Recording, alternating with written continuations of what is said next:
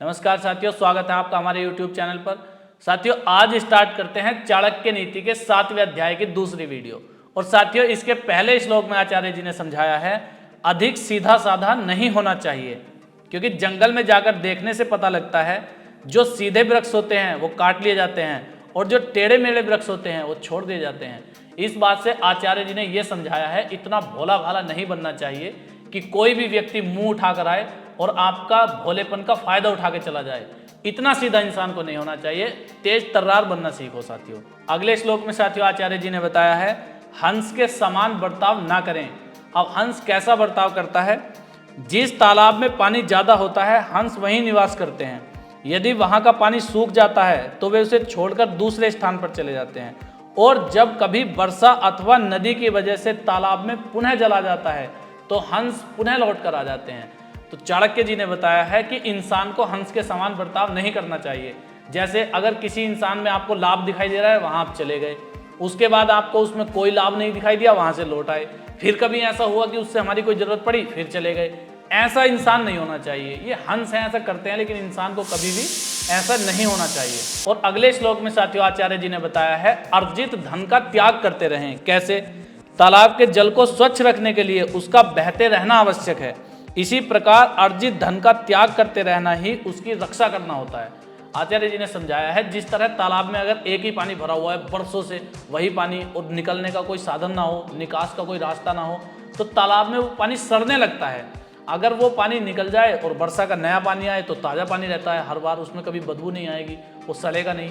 ठीक इसी प्रकार इंसान के पास अगर बहुत सारा धन इकट्ठा हो गया तो उसको खर्च करो, यूज़ करो, दान करो, लोगों की हेल्प करो, जो भी भोग करो उसका चाहे दान करो। क्योंकि धन के 3 नियम बताए गए हैं, या तो उपभोग यानी कि उसका यूज़ कर लो, या फिर धन का दान कर दो, और तीसरा जो है वो स्वतः हो जाता है नाश। अगर ये 2 काम आप नहीं करोगे तो नाश स्वतः हो जाएगा। मतलब जैसे पानी सड़ने लग जाता है, ठीक उसी तरह धन भी खराब होने लगता है। अगले श्लोक में साथियों आचार्य जी ने बताया है सत्कर्म में ही महानता है। कैसे? दान देने में रुचि, मधुर वाणी, देवताओं की पूजा तथा ब्राह्मणों को संतुष्ट रखना, इन 4 लक्षणों वाला मनुष्य इस लोक में कोई स्वर्ग की आत्मा होता है।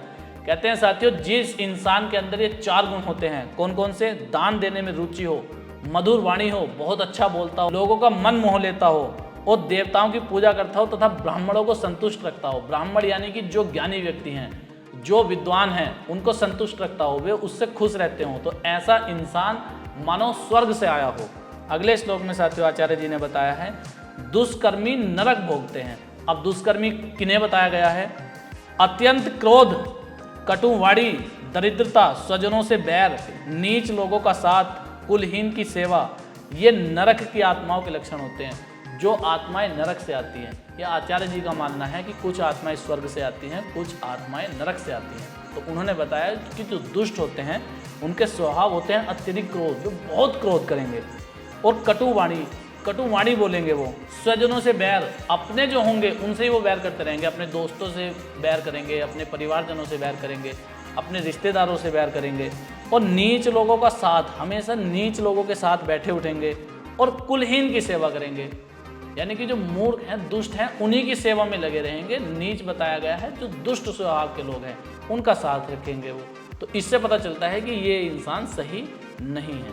अगले श्लोक में साथियों आचार्य जी ने बताया है यदि कोई शेर की गुफा में जाए तो उसे हाथी की कपाल तथा उसके मोती प्राप्त होते हैं, और यदि वही व्यक्ति गीदड़ की मांद में जाए तो उसे बछड़े की पूंछ, गधे के चमड़े आदि मिलते हैं।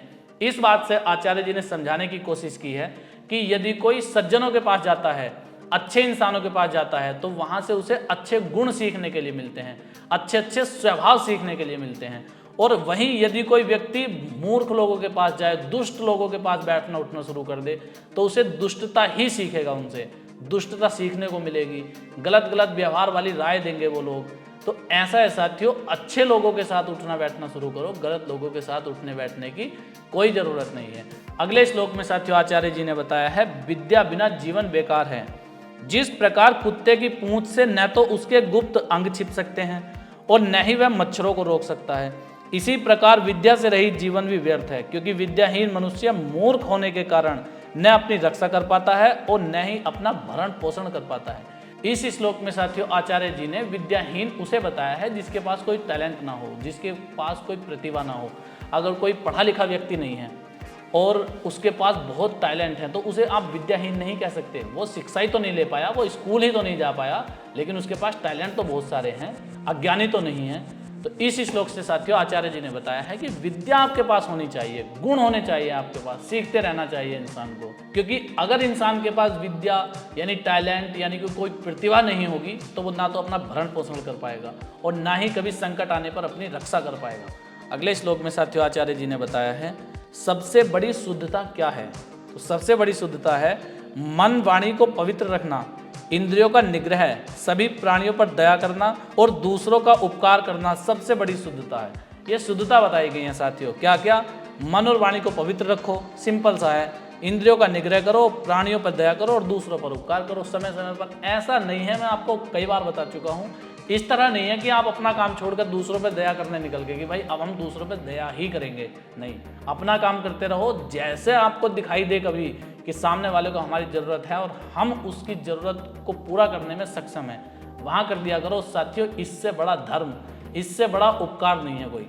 अगले श्लोक में साथियों आचार्य जी ने बताया है और आज का लास्ट श्लोक है ये, देह में आत्मा देखें। और वो कैसे देखें? जैसे पुष्प में गंध होती है और जैसे तिलों में तेल होता है, जैसे काष्ठ में अग्नि होती है, जिस प्रकार दूध में घी होता है तथा ईख में गुण होता है, इसी प्रकार साथियों अपने विवेक के द्वारा अपनी देह में आत्मा को देखना चाहिए। और आत्मा में ही परमात्मा है। एक होता है परमात्मा, एक होता है दुरात्मा। अगर आप अच्छे इंसान बनोगे तो आत्मा में ही परमात्मा ढूंढ सकते हो, और अगर आप बुरे इंसान बनोगे तो आत्मा में दुरात्मा ढूंढ सकते हो। आप नहीं ढूंढोगे, दूसरे ढूंढ लेंगे। ठीक है साथियों, मिलते हैं नेक्स्ट वीडियो में। अपना प्यार बनाए रखना। जय हिंद, जय भारत।